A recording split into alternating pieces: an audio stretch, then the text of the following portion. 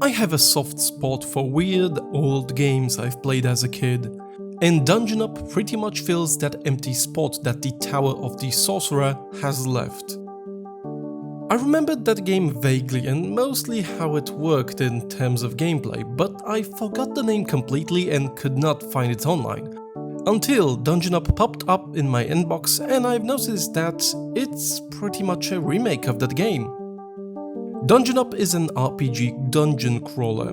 Oh, that's what it's disguised at when you first look at it, but spending some time reveals its true nature as a puzzle game. Yeah, let me explain how that works. You are thrown into a 50 level deep dwarven dungeon and basically have to make your way up to the surface, killing monsters, bosses and powering up your character. Each floor has monsters and pickups on it and tons of doors. Your goal is to get through a level in the most effective way, losing as little health as possible, collecting as many keys, gold, killing as much enemies and such. All enemies on the map are not mobile and won't attack you unless you directly walk into them, and combat is, well, different. It's fully automatic. Once you walk into an enemy, you will take turns attacking each other until one of you dies. Best case scenario, the enemy, worst case, you. Damage output and defense are not randomized. It's always hard, cold calculations, and before engaging an enemy, you can check out his stats and see how much life points you will lose. Speaking of health, it kind of works like a currency. You can collect potions to increase it, and there is no upper limit of how much health you can have. This is the first gameplay mechanic that introduces an element of strategy, planning out who you'll attack to lose as little life as possible but gain as much in terms of clearing a path towards the exit or items. Speaking of items, I mentioned health potions, but there are also other pickups like gems that raise your stats, items with passive and active abilities, consumables like bombs, pickaxes, and of course swords and shields, which will boost your stats greatly, much more than the gems do. The last pickups are keys. These are the second part of the puzzle elements in the game. There are 3 types of keys: yellow, blue and red. Red ones are used to open doors to boss battles, the other 2 open doors on regular levels. There are always multiple ways to get through a level, especially when it comes to the order in which you open doors.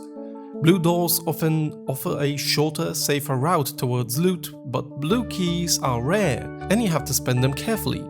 Yellow keys are the most common and show up all the time, but you can actually get stuck if you use up all your keys. On casual difficulty, that's impossible, as your character will pull out a key out of its butt after a minute with an empty inventory. Keys, doors and the combat system basically turn this game into a mixture of both strategy and puzzle as you think about planning routes. You can also decide to go back down and fight monsters that were too strong to defeat or took way too much health to risk it, but protected good loot. It's not really a fast game.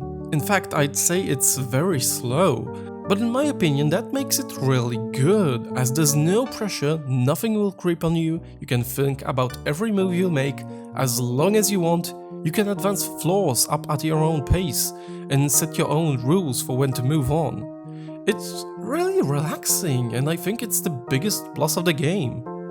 The art style is usual for an indie game pixel art. Nothing too fancy, nothing bad either. But for some reason the character sprites are super similar to those from Overture. Wouldn't be surprised if it's some kind of free resource pack. There are a few ways to play. First is the story mode, which will take you on a 50 level deep adventure in the Dwarven Caverns, Maze, which is exactly what you'd expect it to be, and of course Steam Workshop level packs, which can add to some replayability. I kinda like it. It has this feeling of the 90s desktop game that you play often but in short bursts, kind of like Solitaire with swords, or some old freeware games, or shareware ones like the desktop adventures from LucasArts. For its asking price of €5, it's a nice change of pace, and it's pretty competent if what you're looking for is to kick back and relax. Yeah, it's totally built on what the Tower of the Sorcerer offered, but it also expands that core of the game a bit more. And it's a neat little blend of 2 genres. RPG, and puzzle. And if you enjoyed this blend of a video with my voice, why not check out some other videos like this one, subscribe, poke me on Facebook or Twitter.